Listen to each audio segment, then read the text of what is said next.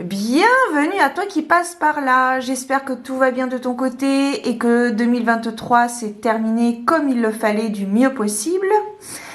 On se retrouve donc avec la première vidéo 2024 qui était censée être la dernière vidéo 2023. Mais voilà, j'ai tardé un peu à tourner la vidéo. On est le 30 décembre.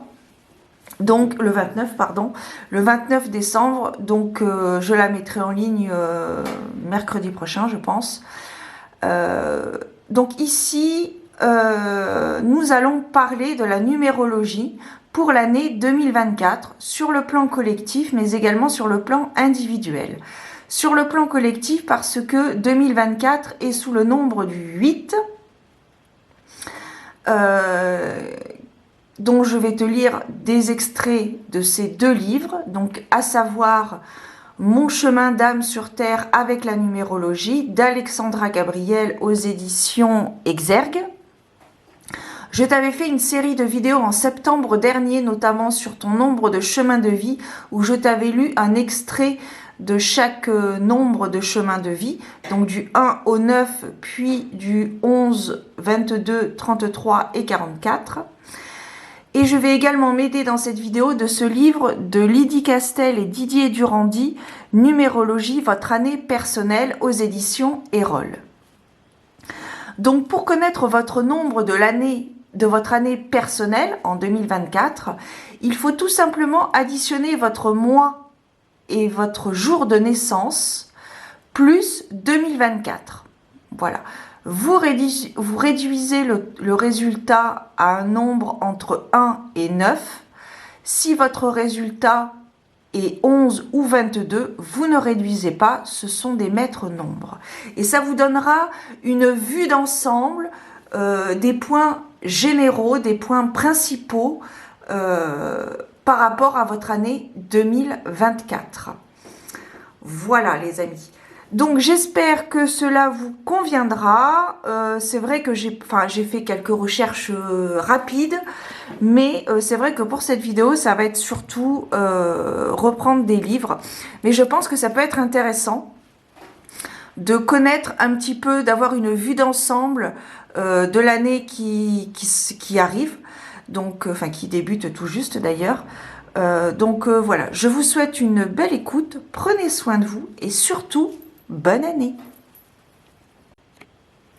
Pour tous, l'année universelle 8 favorise le fait de se réaliser, de prendre sa place dans la société et dans sa famille, d'entreprendre et d'investir pour soi et les autres. Malheureusement, comme ce n'est pas évident, cette vibration engendre souvent, collectivement ou personnellement, de la violence, des frustrations, des sentiments d'injustice.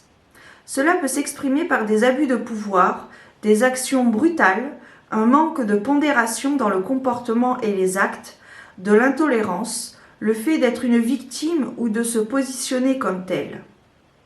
C'est une année où il est souvent question d'argent, en positif comme en négatif, en conséquence des années précédentes.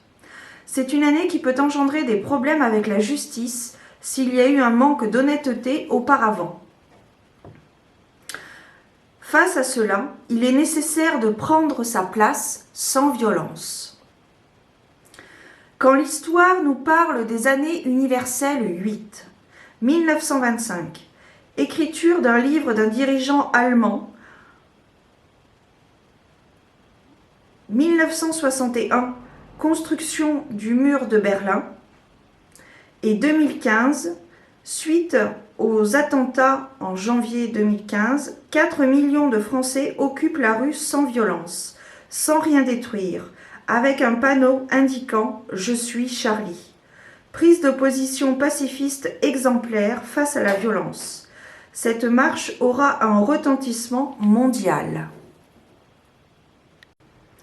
Pour les personnes qui sont en année personnelle 4 ou 22, l'année 4 peut être dans un premier temps synonyme de frustration, car elle invite dans son sillage la lenteur, la lourdeur, les blocages et les retards.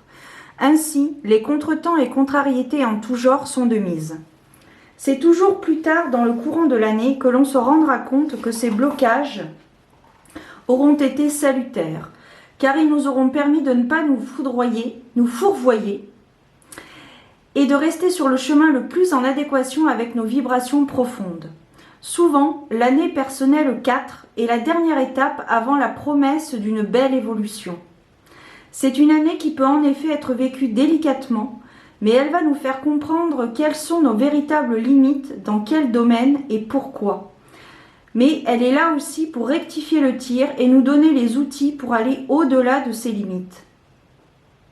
Beaucoup d'explications pourront se trouver dans les racines du Père, son histoire, qu'on le connaisse ou non, qu'on soit en harmonie ou en conflit avec lui. C'est une année qui va vous amener à vous poser les questions suivantes. Qu'est-ce qui, dans l'histoire de mon père, entrave ma vie? Quel est le contexte psycho-émotionnel dans lequel il a évolué?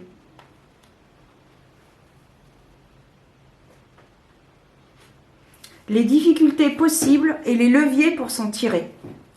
Les principales difficultés seront en lien avec notre volonté qui pourront être mises à rude épreuve.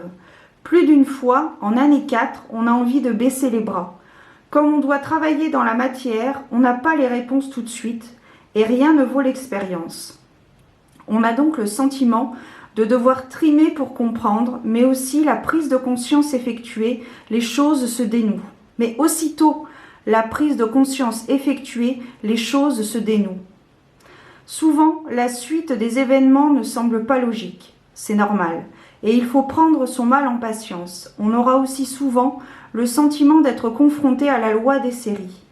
Le conseil est donc de ne pas faire l'autruche, d'aller au fond des choses et d'accepter les heurts qui peuvent se mettre sur notre chemin et les voir comme une belle opportunité de déconstruire pour rebâtir quelque chose de plus sain et plus pérenne en alignement avec nos convictions profondes. Les conseils et les actions à favoriser. Prendre conscience des sujets sur lesquels la vie nous demande de ne pas faire l'impasse sera la clé. Le 4 n'est pas là pour nous punir, mais c'est un peu le vieux maître d'école sage qui a de l'expérience et dont la sévérité n'enlève en rien la bienveillance et la justesse avant tout. On observera que, quand on double le 4, on arrive alors sur le 8. On est donc à mi-chemin pour rectifier le tir avant de passer à la caisse, en année 8, et de devoir plus lourdement payer nos faux pas des années précédentes. Accepter de comprendre et de revenir sur l'histoire du Père peut être une clé importante.